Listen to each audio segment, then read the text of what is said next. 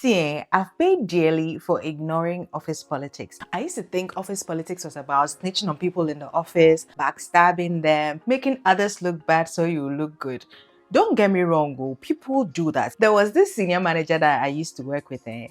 He reported to the partner and I reported to him. I realized that he was always preventing me from speaking to the partner directly. Not knowing he was taking the praises that for things that I have done well and blaming me for things that have gone wrong. It was when he left that I found out his dirty deeds. Thank God he left too. After that, you won't catch me slipping. I also know people who have been let go or are being managed out of the firm because they did not play the game. They simply chose not to play. And don't get me wrong, everyone have their choices, right? But if you want to stay in the firm, in that company for a long time and climb that corporate ladder, my sister, choosing not to play might not be the best strategy. When I want to explain it, my head will be headache me.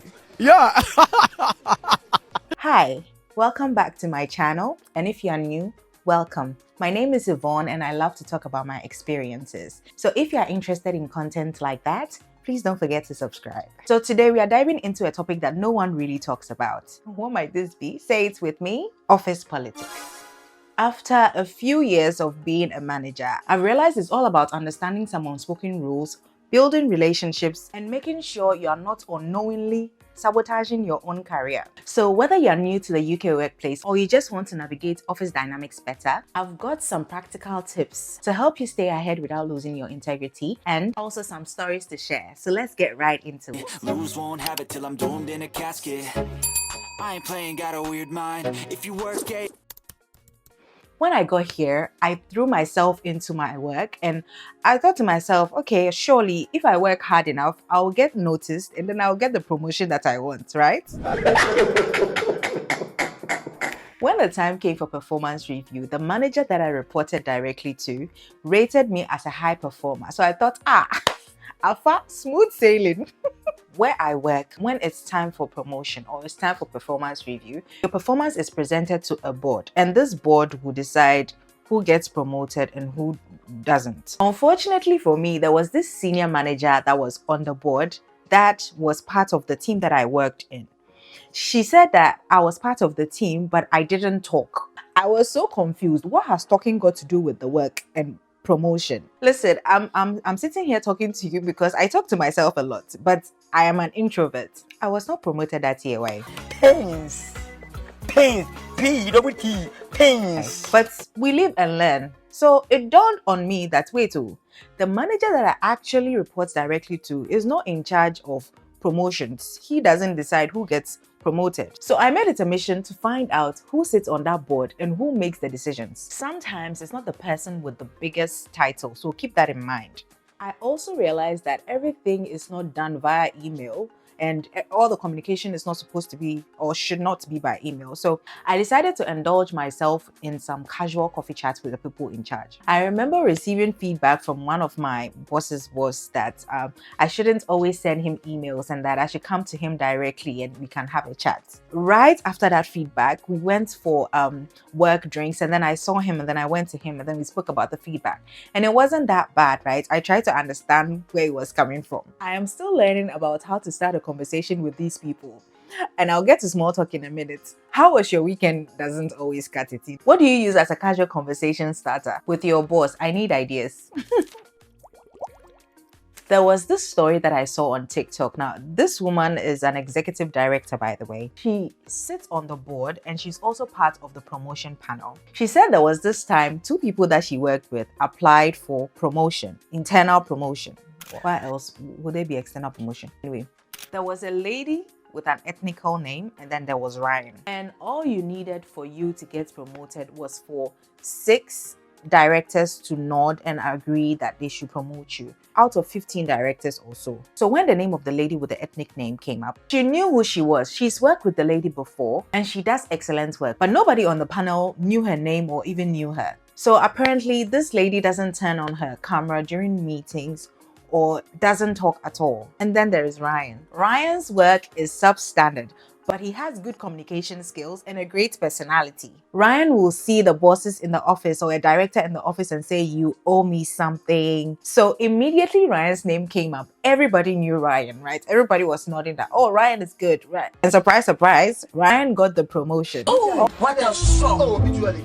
Then what a shock! What a shock! Obitually. What was that? What a bonus to be Now, a similar thing happened to me, like I said earlier. So I worked with the senior manager, but I didn't report directly to her. I reported to my manager, and my manager reported to her. So I sat with the manager that I reported directed to, and we discussed what I needed to do so that next time my promotion goes through. This is what I should have done in the first place, but it's never too late. So we concluded that I should speak to that senior manager also. Now, I started sending her private messages on Teams, giving her updates on my work, asking her for inputs, and asking her smart questions. Don't slide into DMs of your boss asking stupid questions.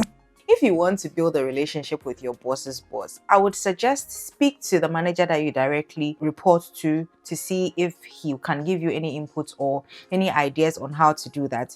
If you think that manager is not very supportive of that, please take matters into your own hands, oh, my brother, my sister. You don't have to be fake and you don't have to suck up to anyone. Just get to know the people who have influence. That's the key word. People who have influence, not just people with big titles. And this particular senior manager, whenever I went for office parties, I made sure I spoke to her. We had a conversation, not particularly about work, but about other things. At a point, we even danced together.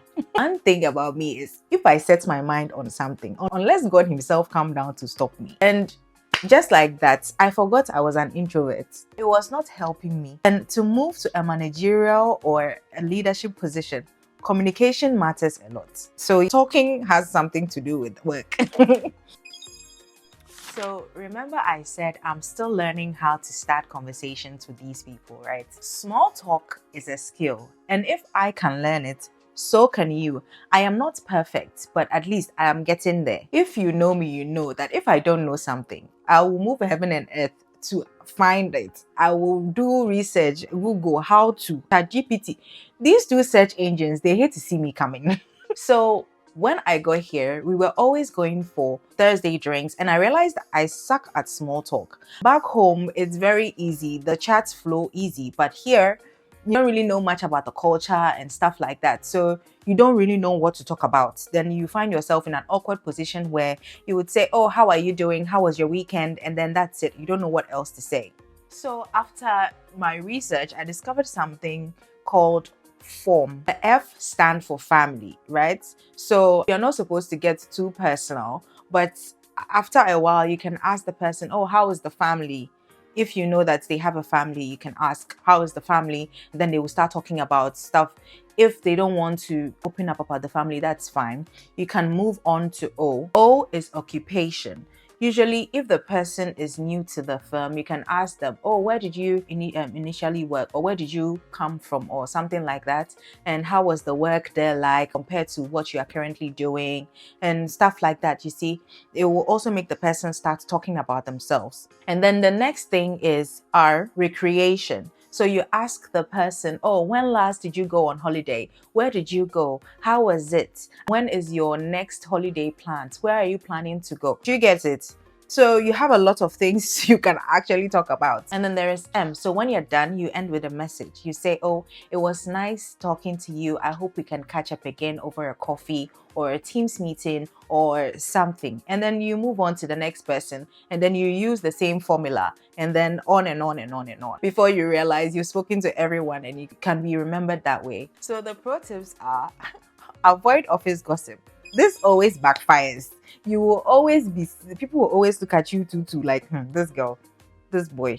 And then avoid discussing politics or religion. Politics or religion, your view about politics or religion can change someone's opinion about you like this. Another one is complaining about work. If you are not saying it to someone that will give you some solutions, please stop complaining too much about work. It might feel good at the moment, but trust me, it gets remembered. You'll be remembered as someone that is always complaining. You don't want that. And finally, if you don't know what to say, just listen. Okay, being a listener makes people trust you more. Managing up is one of the best ways you can actually build your reputation in the workplace.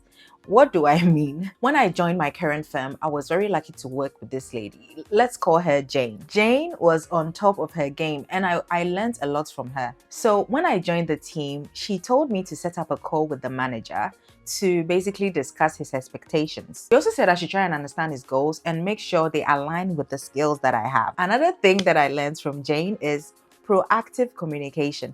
So the team had catch-ups twice a week, but in between these catch-up days, Jane will still send messages in the group informing the manager of the progress on the work that we are doing. I learned this from her, and now that I'm in a managerial role, I now understand that managers hate surprises. So having a team member who communicates proactively, regularly, keep you updated on progress, keep you updated on the challenges, and also have solutions for those challenges is the best person to have on your team. Another thing is I am very adaptive. I have worked with different managers, and one thing I've learned is everyone is different. Some managers micromanage and some are very laid back. Micromanaging doesn't always help, but you can also manage being micromanaged by giving that particular manager regular updates so they will stay off your back. Don't wait for your manager to chase you or they will use it against you, trust me. It comes up in conversations. If you yourself, you are a manager and you keep chasing your team member for updates, what will you yourself think of that team member? Also, learn the person's communication style. Is he a straight to the point kind of person? Does a person like numbers, metrics, etc.? And the only way you can know this is if you speak to the person. You can learn from me and set up expectations meetings to whatever manager that you are working with so that things are not blurred out or nothing is in between the lines that you can't read. The pro tips here are you have to be reliable. If you say you do something by a certain time, do it. If you think that the time is approaching and you will not be able to meet that time, communicate to that person that this is what you've done so far, but you won't be able to meet it. So can we move it to some other time? Don't leave the person high and dry or in the desert with no water. Another one is stay professional under pressure. If you are overloaded with work, right? Just speak to whoever you have to speak to and find out if, some of the tasks that you are working on can be reallocated to someone else. But don't complain too much. Complaining too much will damage your credibility. So we don't have the capacity. So find the balance between the two. Another thing is own your mistakes. Everyone makes mistakes. If you mess up, acknowledge it and fix it. People respect honesty. Also, your name will come up in conversations. Make sure it's for the right reasons. My previous workplace had visibility as a KPI when it comes to performance reviews. I didn't understand it at the time, but after a few years, I saw that people who were visible climbed the corporate ladder very fast than everyone else. So I just watched and learned. There was this guy that I was learning from at the time. I realized that whenever we have meetings, he will talk in the meetings. So I also decided that before I go on a meeting, I'll go over the agenda if there is an agenda. If we were given a topic or we know about the topic, I'll just do a quick search or a quick research to make sure that I have something to say in that meeting. If someone says what's on my mind, I will probably ask a question or a clarifying question, or I will just say, oh, you just took the words right off my mouth, and it makes people laugh actually, and it will get remembered. It also shows that you were paying attention and you are engaged in the conversation. Don't just sit there and say, okay, then thank you, bye, then you cut the call. When you switch off the light goes off. You switch it on, it goes on. Wow. That's to tell you that when you wear a shoe, it does not really count how a farmer feeds his dogs. If you have capacity and you can take on extra work, volunteer to be part of a high-profile project or something. There are always side projects happening in the firm. It's either they are trying to introduce a new system and they need champions, or there is a marketing project going on the side. Try getting your name on some of these. I'm always very busy nowadays, but in my previous workplace, I was able to get my name on 2 side projects and it actually helped me with visibility. You can ask your manager or ask around if there are any high-profile side projects that she can contribute on. Another thing is you can help your company in running workshops or trainings or even organizing parties. In my previous workplace, there was this guy that everybody knew because he was always emceeing our year-end parties. You see, that's another way of improving your visibility. Remember, visibility is not always about being loud. It's about being audible, and being visible equals authority. And if you're being ignored or overlooked, don't be afraid to push back. But pick your battles wisely. Some people can make or break your career or make your life miserable in the workplace. Listen, not all office politics can be played. If you find yourself in a toxic workplace, please leave. There is always something better out there. You're not the only one. People have tried it and left, and they found something better. I always say that when God wants you to move on to his blessings, or he wants you to leave a situation, he makes the situation or the place very uncomfortable so you can move on. So please listen to the signals that God is sending you. Your blessings is somewhere waiting for you. Now, to spot a toxic environment, just look out for these things. Okay, are people supportive, or is it a backstabbing environment? Do you feel respected? Is the place helping or hurting your mental health? Do you come home every night crying? I know people have stories. Oh, there are stories to tell. If the answer is mostly negative, take your L and start over somewhere else. There you have it. Office politics is not about playing dirty. It's about being smart. Learn the unspoken rule, build relationships, strategic relationships, okay? And protect your reputation. I would love to hear your experience in the comments. If you found this video helpful, don't forget to like, subscribe, and hit the notification bell so you don't miss any video from me. Until next time, stay smart and take care. Bye. So you watched the video to the end. You've gotten this far. You still haven't subscribed or liked the video. Hey, yeah,